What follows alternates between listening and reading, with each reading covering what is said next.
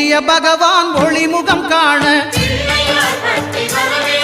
அங்கு கற்பக தருவின் நெற்றியில் மலரும்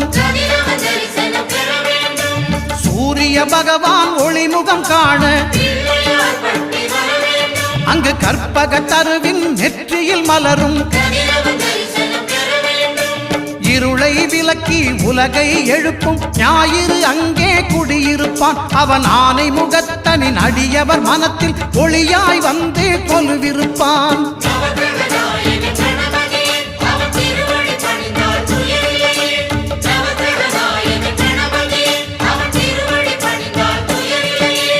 ஒன்பது கோளும் ஒன்றாய் காண அங்கு கற்பகம் என்னும் கடவுளின் மெய்யில்